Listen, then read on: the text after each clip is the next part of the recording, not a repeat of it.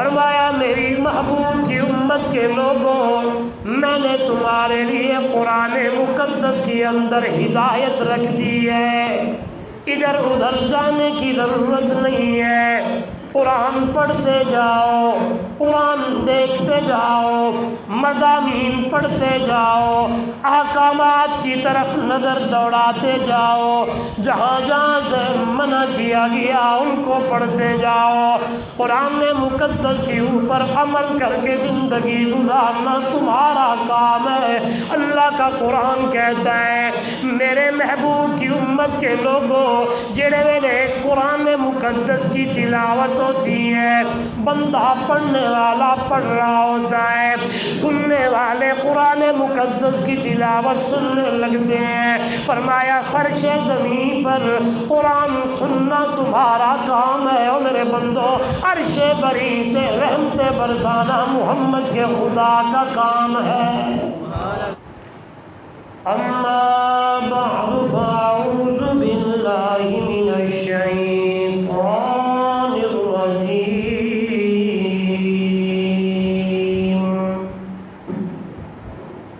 بسم اللہ الرحمن الرحیم۔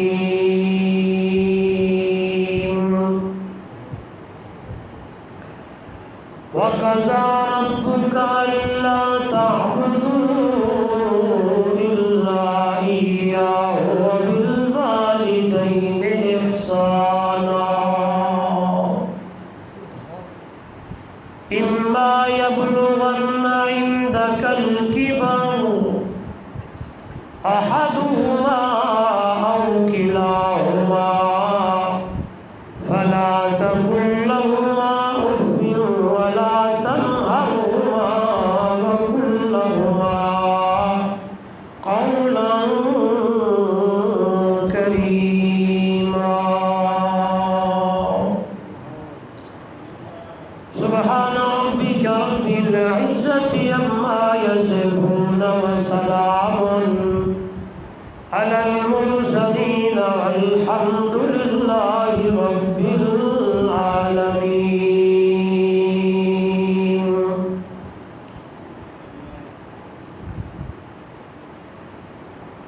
وہ فیضان نظر تھا یا مکتب کی کرامت تھی، وہ فیضان نظر تھا یا مکتب کی کرامت تھی، سکھائے کس نے اسماعیل کو آداب فرزندی۔ اللہم صلی علی محمد وعلی آل محمد کما صلیت علی ابراہیم وعلی آل ابراہیم انک حمید مجید۔ اللہم بارک علی محمد وعلی آل محمد کما بارکت علی ابراہیم وعلی آل ابراہیم انک حمید مجید۔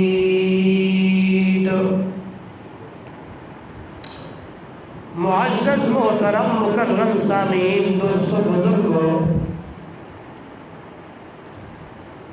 گزشتہ کئی جمعۃ المبارک سے قرآن مقدس کے عظیم عنوان یعنی عظمت قرآن کے حوالے سے گفتگو چل رہی تھی۔ گزشتہ سے گزشتہ جمعۃ المبارک پر جو قرآن مقدس کے اس عظیم موضوع کے حوالے سے جو آخری باتیں تھیں،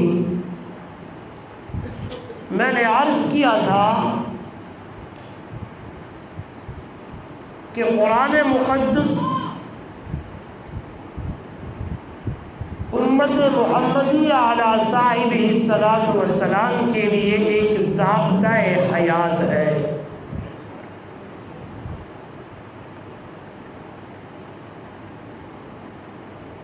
تمام وہ احکامات جس میں انسان کو فوائد ہیں،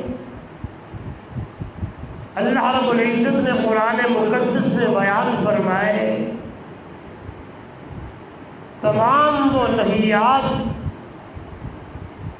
جن کاموں سے منع کیا گیا ہے، اگر دیکھا جائے،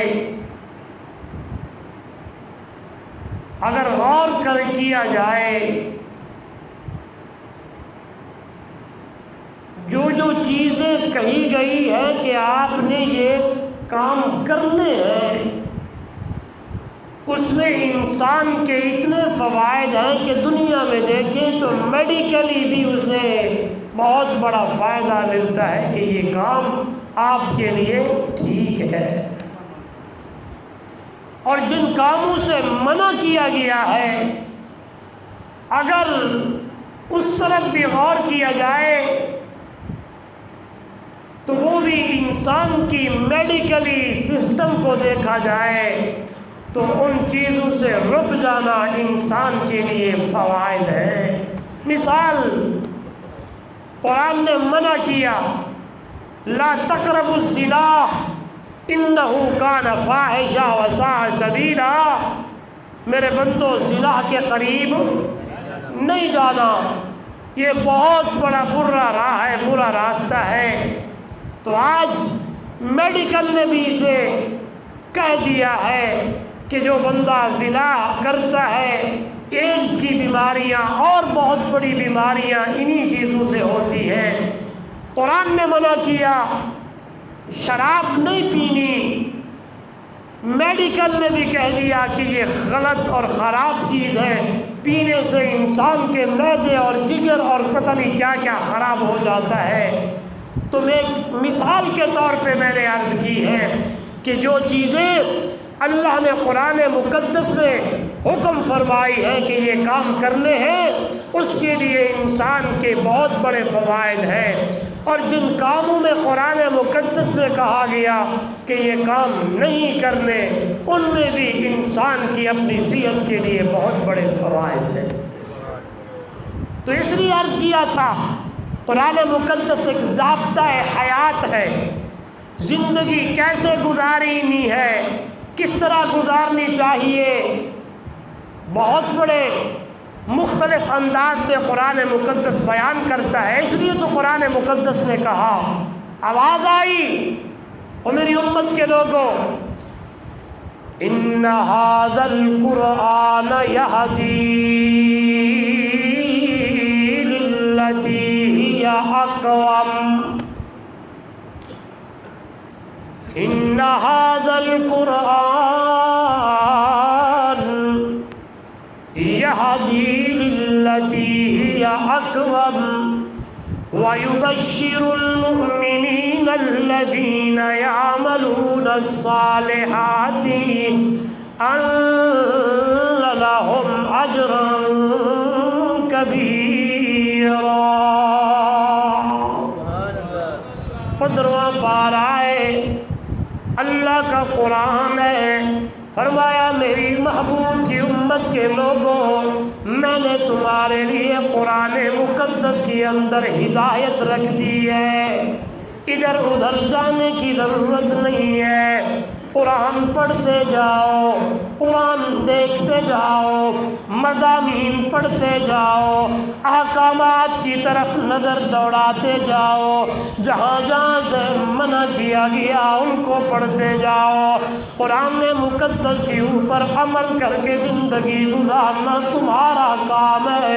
اللہ کا قرآن کہتا ہے میرے محبوب کی امت کے لوگوں، جڑے ویلے قرآن مقدس کی تلاوت ہوتی ہے، بندہ پڑھنے والا پڑھ رہا ہوتا ہے، سننے والے قرآن مقدس کی تلاوت سننے لگتے ہیں۔ فرمایا فرش زمین پر قرآن سننا تمہارا کام ہے، اور میرے بندو عرش بری سے رحمت برسانا محمد کے خدا کا کام ہے۔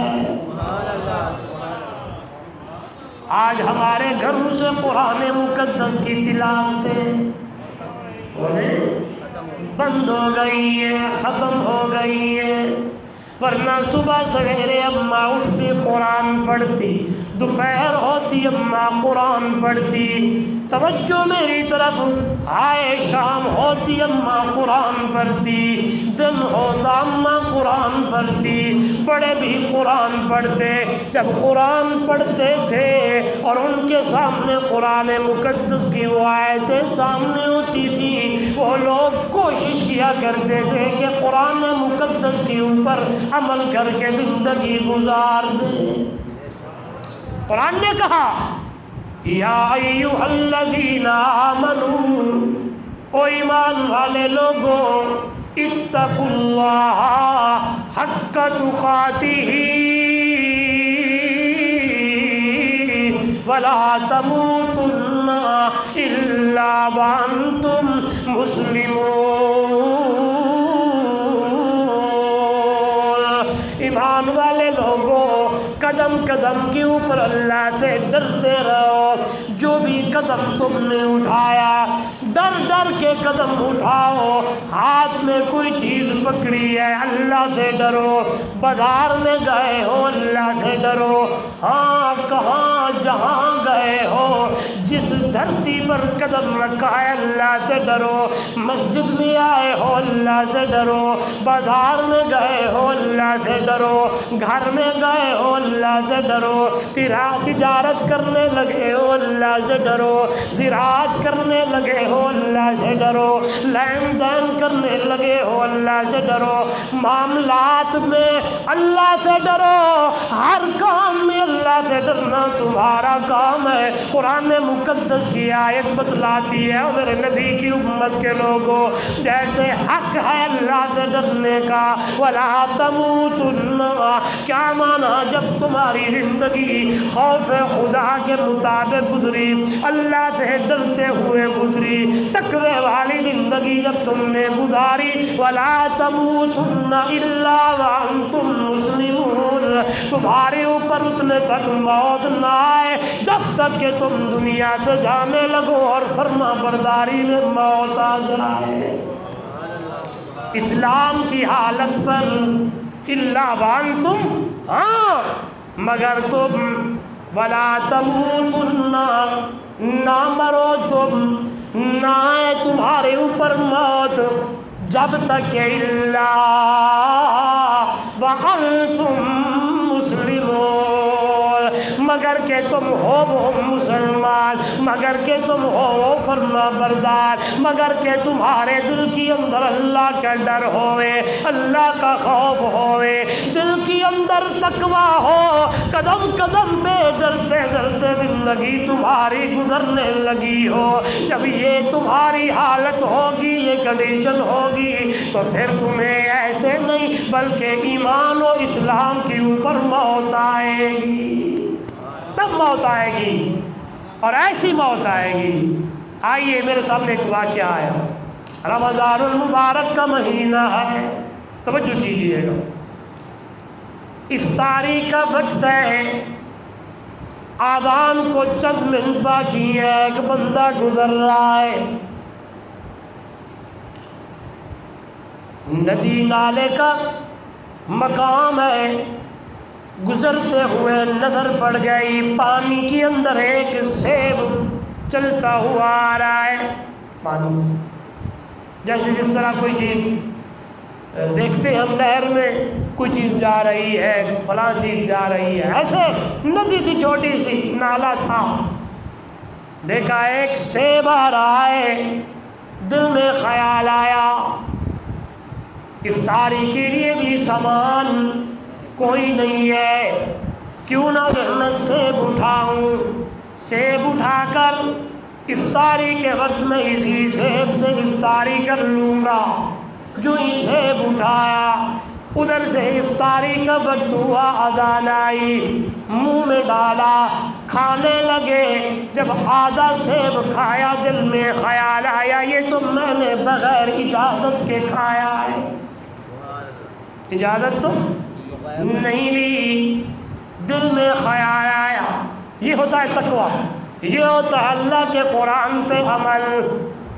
بھول گئے گئے، کھا لیا، دل میں خیال آیا اجازت تو نہیں لی ایسے میں نے کھا لیا، پچھلے پاؤں مڑنے لگے، قریب باغ تھا، وہاں جا کے پہنچے، مالی سے ملاقات ہوئی، اس نے کہا جو میرا اس باغ کا مالک ہے گھر میں افطاری کرنے کے لیے گیا ہے، بیٹھ جاؤ، بلاتا ہوں ملاقات کر لیجئے گا۔ بیٹھ گئے، مالک گھر سے باہر آیا، ملاقات ہونے لگی، ہاتھ میں سیب پکڑا ہوا ہے، کہنے لگے یہ سیب تمہارے باغ کا ہے؟ جی، ایسے گزر رہا تھا، افطاری کا ویلا اور وقت تھا، سامان میرے پاس کوئی نہیں تھا، میں نے کہا چلو میں افطاری کر لوں، آدھا سیب کھایا، دل میں خیال آیا یہ تو اجازت کے بغیر کھا لیا ہے، تیرے پاس آیا ہوں، سیب کی قیمت کتنی ہے؟ جتنا میں نے کھایا ہے، قیمت لے لو یا معاف کرنا ہے معاف کر دو۔ مالک نے دیکھا کتنا بڑا عظیم بندہ ہے، لوگ تو روزانہ میرے باغ سے توڑ کر کھا جاتے ہیں، یہ تو اتفاقاً نالی سے گزر رہا تھا، اس نے اڑایا، کہنے لگا یہ جو باغ ہے اس کا میں اکیلا مالک نہیں ہوں، ایک میرا پارٹنر اور بھی ہے جو فلاں جگہ رہتا ہے، چوتھائی حصہ میں نے تو تمہیں معاف کر دیا، بقایا اس کے بعد جا کے معاف کراؤ۔ یہ وہیں سے سفر شروع کیا، توجہ میری طرف، چلتے چلے گئے، جب وہاں پہنچے اس سے بھی ملاقات ہوئی، ہاتھ میں سیب پکڑا ہوا ہے، کہنے لگے چوتھائی تو معاف کرا کے آیا ہوں، بقایا چوتھائی اگر جتنی قیمت لینی ہے لے لو، معاف کرنا ہے معاف کر دو۔ مالک نے دیکھا اتنا بڑا عظیم بندہ ہے، تقوی والا بندہ ہے، اس نے کہا دو شرطیں ہیں، ان دو شرطوں کے اوپر میں تمہیں چوتھائی سیب کا معاف کر سکتا ہوں۔ کتنی؟ دو شرطیں۔ کتنی؟ سارے بولے کتنی؟ دو شرطیں۔ جی بولیے۔ کہنے لگے پہلی شرط یہ ہے جس باغ کا سیب تو نے کھایا ہے 1 سال اس باغ کی مالی گیری کرنی پڑے گی۔ کتنی؟ 1 سال۔ 1 دن نہیں، 1 ہفتہ بھی، 1 مہینہ بھی نہیں، 1 سال مالی گیری کرنی ہوگی، پانی دینا ہوگا، گوڑیاں کرنی ہوں گی، آئے جو کام باغ کے ہوتے ہیں انہوں نے کہا یہ کرنا ہوگا، پھر میں تمہیں دوسری شرط سال کے بعد بتاؤں گا۔ ٹھیک ہے جی، یہاں تو میں دے سکتا ہوں، وہاں تو بولے یہاں تو کہتے ہیں جان میٹھا گلا کہ ڈٹھا، کوئی بات نہیں، جس طرح کھایا ہے کھانا ہے، کھاتے رہو پیتے رہو، نہ دیکھا کسی کا مال، نہ دیکھا کسی کی مٹی۔ اللہ اکبر۔ زندگی کے اندر تقویٰ ہو تو یوں ڈر ہوتا ہے۔ آئے کہنے لگے ٹھیک ہے 1 سال تک میں تیرے باغ کی مالی گیری کروں گا۔ پہلا دن شروع ہوا، ہفتہ گزر گیا، مہینہ گزر گیا، 2 گزرے، جب سال پورا ہوا لکھنے گئے، آج سال کمپلیٹ ہو گیا ہے، مکمل ہو گیا ہے۔ آئے اپنے مالک کے بعد، مالک جی پورا سال ہو گیا، میں نے مالی گیری کر لی، پہلی شرط تو مکمل ہو گئی، اب دوسری شرط بتائیے، اور چوتھائی سیب کی کتنی کا ہوگا چوتھائی سیب؟ آج کے زمانے میں مہنگائی کے دور میں 1 سیب کوئی 30 روپے کا ہوگا، 50 کا لو لو، یعنی تو 10 روپے کا ہوگا۔ اللہ، تو انہوں نے کہا دوسری شرط میری یہ ہے، میری ایک بچی ہے جو آنکھوں سے نبینی ہے، کانوں سے بہری ہے، ہاتھوں سے لولی ہے، پاؤں سے لنگڑی ہے، اس سے تمہیں نکاح کرنا ہوگا، شادی کرنی ہوگی۔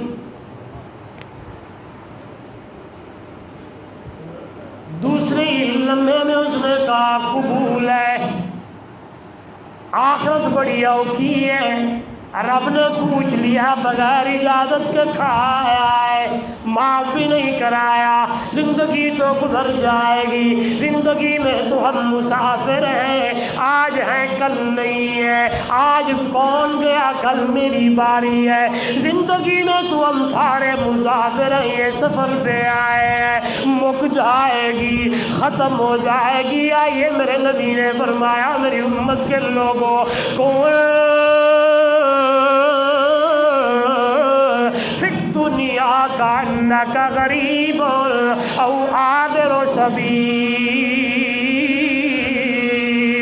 اور میرا امتی زندگی کے اندر آئے دنیا کے اندر زندگی ایسے گزار جیسے ایک مسافر بندہ زندگی گزارتا ہے، آج ہے کل نہیں ہے، آج فلاں چلا گیا کل میری باری ہے، پرسوں اس کی اور کی باری ہے۔ دنیا کے اندر زندگی ایسے گزارو جیسے مسافر بندہ زندگی گزارتا ہے۔ ہم دنیا میں رہنے کے لیے نہیں آئے، اس لیے تو قرآن کہتا ہے او میرا بندہ ہم نے تمہیں اسی مٹی سے پیدا کیا ہے، منہا خلقناکم وفیہا نعیدکم ومنہا نخرجکم تارۃ اخری۔ میرا بندہ ہم نے تمہیں اسی مٹی سے بنایا ہے، یہ بجتی مٹی کبھی قرآن کہتا ہے وَلَقَدْ خَلَقْنَا الْإِنسَانَ مِنْ سُلَالَةٍ مِّن طِينٍ، یہ بجتی مٹی سے میں نے تمہیں بنایا ہے، منہا خلقناکم، اسی مٹی سے بنایا، وفیہا نعیدکم، پھر تمہیں اسی مٹی میں داخل کریں گے، ومنہا نخرجکم، اور میرا بندہ قیامت والے دن دوبارہ ہم تمہیں اسی مٹی سے زندہ کریں گے اور اٹھائیں گے۔ مٹی ہے، اور یہاں کہتا ہے نہیں جی فلاں کی یہ وہ، نہیں نہیں نہیں، مسافر کی طرح زندگی گزارے، سفر پہ آئے۔ اور مسافر کا کام کیا ہے؟ آپ بھی سفر کرتے ہیں، ہم بھی کرتے ہیں، ہاں جی ایک سوٹ کہتے ہیں، سوٹ کیس اٹھاؤ بھی، 3-4 سوٹ رکھو اور ضرورت کی چیزیں رکھو، میں جا رہا ہوں واپس مڑ کے آؤں گا۔ رب نے قرآن میں یہی کہا نا منہا خلقناکم، ہم نے تمہیں بھیجا ہے، بنایا ہے، پھر تو نے واپس آنا ہے رہنے کے لیے وہاں۔ بولے سارے وہاں، ہم یہاں سب رہنے کے لیے نہیں آئے۔ اور ہم نے کیا کیا؟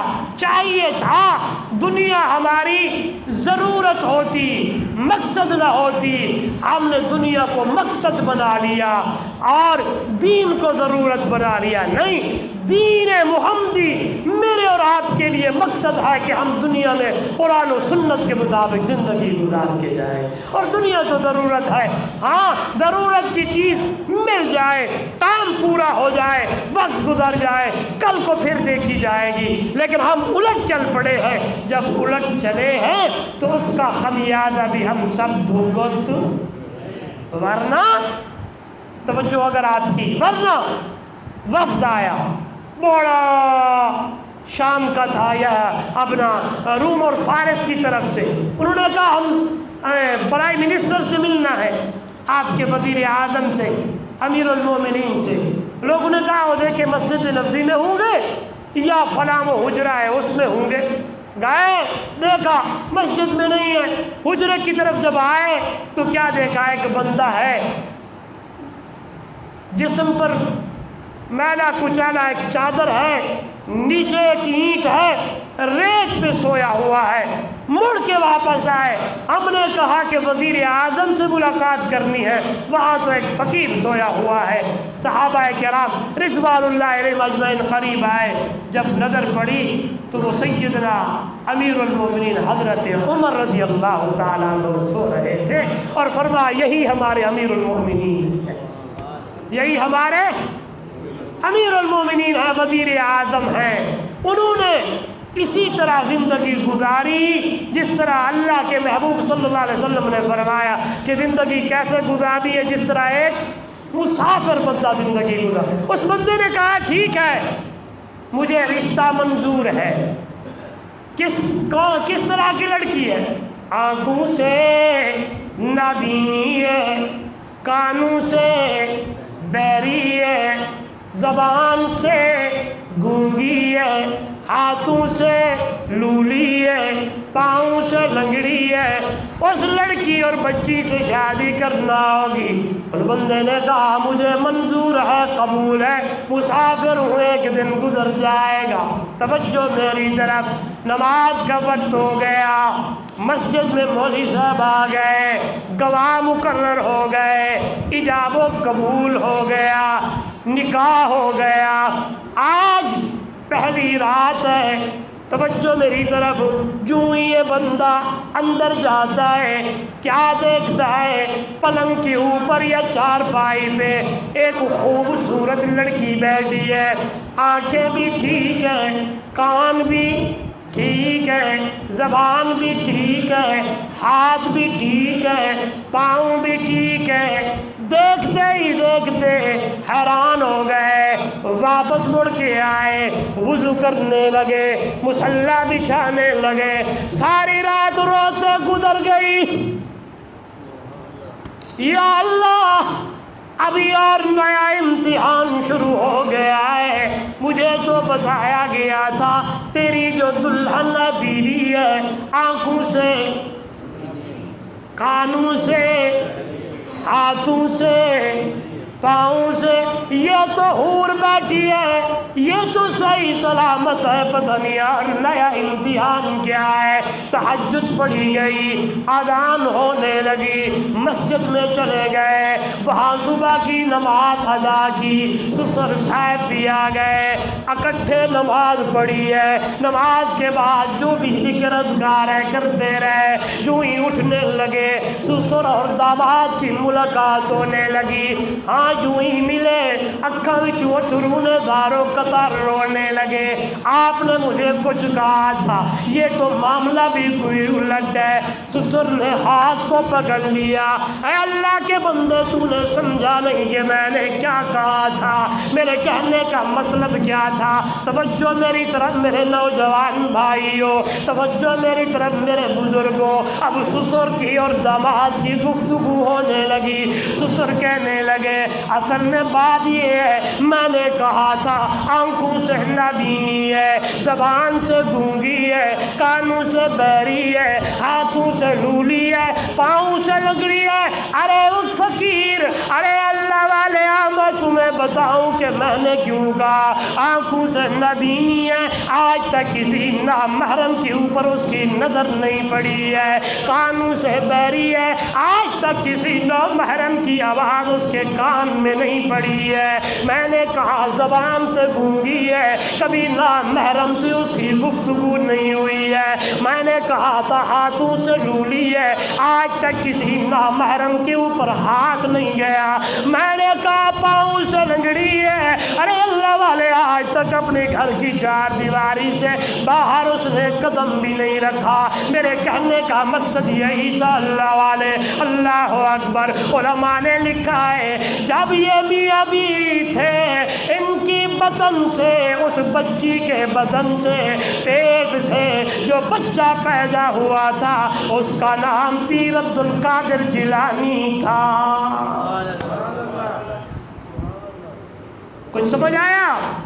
جب زندگی ایسے گزری، زندگی جب ایسے گزرتی ہے عین قرآن کے مطابق، زندگی جب ایسے گزرتی ہے اللہ کے محبوب صلی اللہ علیہ وسلم کی سنت کے مطابق، تو پھر ہاں بچے بھی پھر ایسے پیدا ہوتے ہیں، کیونکہ آج آپ کا یہ زندگی گزارنے کا طریقہ حضور کی سنت کے مطابق ہو جائے ایسے تو نہیں کہا گیا ہے۔ یہ اب یہ بچہ پیدا ہوتا ہے، آپ کی جو غذا ہے اسی غذا کیا اس کے اوپر اثر ہوتا ہے۔ اگر حلال کی غذا ہے، اگر اچھی غذا ہے تو بچے کے اوپر بھی اثر پڑے گا۔ اگر حرام کی غذا ہے، غلط غذا ہے، پھر زندگی گزارنے کے طریقے بھی عجیب و غریب ہے۔ جب بچہ پیدا ہوتا ہے، بڑا ہونے لگتا ہے، جوان ہونے لگتا ہے، پھر یہ ماں باپ پریشان ہونے لگتے ہیں، نافرمان ہو گیا، یہ ہو گیا۔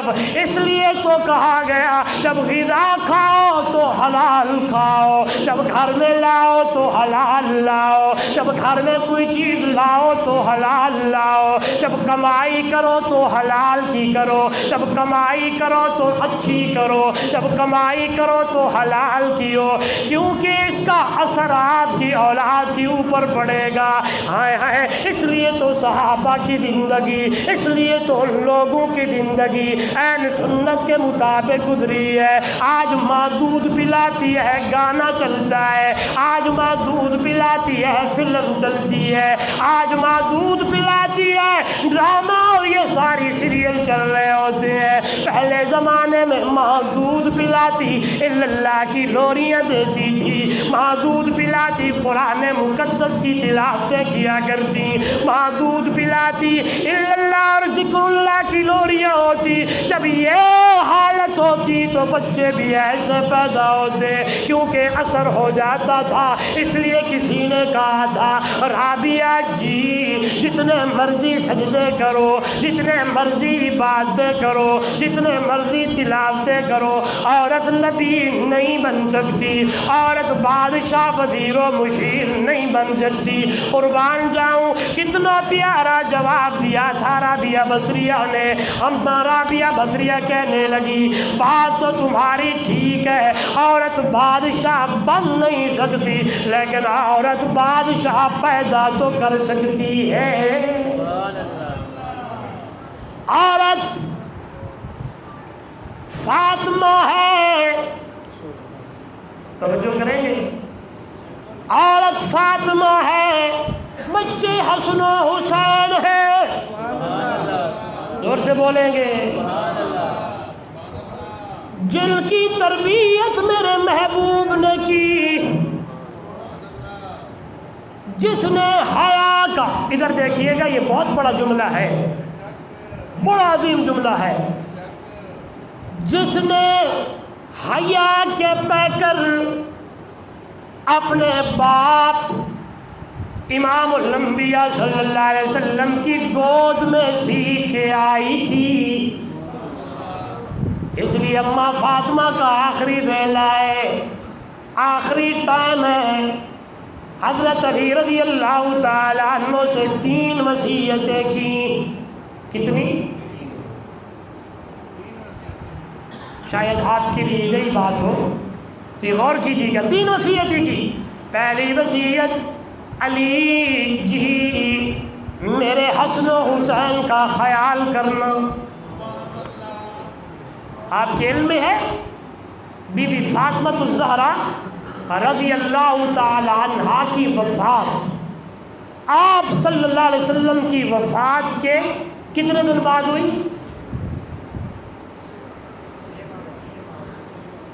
ہمیں بہت ساری چیزیں یاد ہوتی ہیں، آج فلاں کا جنم دن ہے، آج فلاں کی وفات ہے، آج یوں ہو گیا، آج فلانا ہو گیا، آج فلاں ڈے منایا جائے گا، آج فلاں ڈے منایا جائے گا۔ ایک مرتبہ آپ صلی اللہ علیہ وسلم کا آخری ایام تھے تو اماں فاطمہ الزہرا رضی اللہ تعالی عنہا قریب تھیں، سبحان اللہ، تو گفتگو ہونے لگی تو حضور نے فرمایا فاطمہ، تکلیف تھی، بخار کی شدت تھی، تو اماں فاطمہ نے جو ہی دیکھا بخار تھا، کپ کپی تھی، جسم گرم تھا، تو رونے لگی کہ میرے بابا کو اتنی بڑی جو ہے بخار ہے، اتنی بڑی تکلیف ہے۔ تو حضور نے فرمایا فاطمہ گھبرانا، آج کے بعد تیرے بابا کو تکلیف نہیں ہوگی۔ فاطمہ تھی، سمجھ گئی بات کچھ اور کر رہے ہیں بابا، تو اماں فاطمہ رونے لگی، اتنی روئی تو حضور نے سر پہ ہاتھ رکھا، بیٹا رونا، میرے جانے کے بعد، یہ جملہ سنیے گا اور یاد رکھیے گا، اماں فاطمہ سے حضور نے فرمایا بیٹا رونا، میرے جانے کے بعد خاندان محمدیہ میں سے سب سے پہلے تو آ کر مجھ محمد کو ملے گی۔ تو آپ صلی اللہ علیہ وسلم کی وفات کے 6 مہینے کے بعد اماں فاطمہ الزہرا رضی اللہ تعالی عنہا کی وفات ہوئی ہے۔ حضور کی وفات کے کتنے مہینے بعد؟ یہ لفظ یاد رکھیے گا، پھر میں کبھی جمعے پہ پوچھوں گا کتنے؟ 6 مہینے کے بعد اماں فاطمہ الزہرا رضی اللہ تعالی عنہا کی وفات ہوئی۔ تو بی بی فاطمہ کا آخری وقت ہے، آخری ویلہ ہے۔ حضرت علی کا ہاتھ پکڑا اور فرمایا علی میری 3 وصیتیں۔ کیڑی؟ حسن و حسین کا خیال کرنا۔ دوسری وصیت اگر میری وفات کے بعد اگر تو نے شادی کرنی ہو، شادی کا ارادہ ہو، تو میری بھانجی حضرت زینب رضی اللہ تعالیٰ عنہ کی بیٹی بی بی امامہ سے کرنی ہے، جو بی بی فاطمہ کی کیا لگتی تھی۔ سارے بولے یا میں نے ایک اور مسئلہ سمجھانا ہے بہت بڑا۔ کچھ لوگ آپ صلی اللہ علیہ وسلم کی بیٹیوں کے منکر ہے، انکار کرتے ہیں۔ وہ کہتے ہیں ایک بیٹی تھی، قرآن کہتا ہے ایک نہیں ایک سے زیادہ تھیں، حدیث کہتی ہے میرے نبی کی 4 بیٹیاں تھیں۔ کتنی؟ سارے بولے کتنی؟ دلیل قرآن سے دیتا ہوں، دلیل حدیث سے دیتا ہوں۔ جب پردے کا حکم ہوا کہ پردہ کرے تو قرآن کہتا ہے یا ایھا النبی، اے میرے نبی، جی مولا، کل ازواج کا اعلان کر دیجئے، کہہ دیجئے اپنی بیویوں کو، و بنات کا، اپنی، سارے بولے لفظ بنات جمع کا صیغہ ہے۔ اگر ایک بیٹی ہوتی تو قرآن کہتا وہ بنت کا، لیکن اگر کسی کا یہ سوال ہو ایمان والی جتنی عورتیں ہیں یہ بھی بیٹیاں ہیں، لیکن قرآن نے کھول کے سمجھایا ہے میرے پیغمبر کل ازواج کا و بنات کا و نساء المؤمنین یدنین علیہن من جلابیبہن۔ میرے پیغمبر اعلان کیجئے، کہہ دیجئے اپنی بیویوں کو، کہہ دیجئے اپنی بیٹیوں کو، کہہ دیجئے ایمان والی عورتوں کو جب گھر سے باہر نکلے تو پردہ کر کے نکلے، گھر سے باہر نکلے تو آنکھوں اور چہرے کے آگے پردہ ہو، بغیر پردے کے گھر سے باہر نہ نکلے۔ معلوم ہوا میرے نبی کی ایک نہیں 4 بیٹیاں ہیں۔ نام یاد کیجئے گا، میرے نبی کی ایک بیٹی کا نام زینب ہے، دوسری کا نام بولے کلثوم ہے، تیسری کا نام رقیہ ہے، چوتھی کا نام بی بی فاطمہ ہے۔ زینب، رقیہ، کلثوم اور فاطمہ۔ بی بی زینب میرے نبی کی بڑی صاحبزادی ہے۔ اور ایک مسئلہ اور بھی بتاؤں، میرے نبی کی بیٹی کا نام بھی زینب ہے، میرے نبی کی بیوی کا نام بھی زینب ہے۔ آپ کی بیوی کا نام بھی؟ سارے بولے بیٹی کا نام بھی؟ یہ میں نے کیوں کہا پتہ ہے؟ اس لیے کہا اکثر لوگ آتے ہیں گھر میں بیٹی پیدا ہوئی، نام کیا رکھیں جی؟ آپ نام زینب رکھیں جی۔ اچھا بیٹی پیدا ہوئی کیا نام رکھیں؟ بھئی امارہ رکھے، فلاں نام رکھے۔ اچھا جی اس نام کی لڑکی ہمارے گھر میں اور موجود ہے، ہم کیسے رکھیں؟ سمجھ آئیے بات؟ ایک کی نام کی 2 لڑکیاں گھر میں کیسے رہ سکتی ہیں؟ اس لیے یہ صرف باتیں ہیں۔ ایک نام کی 4 لڑکیاں بھی ہو تو کیا ہو گیا؟ یہ کوئی شرعی اس کے اندر کوئی وہ نہیں ہے۔ دلیل یہ ہے کہ آپ صلی اللہ علیہ وسلم کی بیوی کا نام بھی زینب ہے اور بیٹی کا نام بھی زینب ہے۔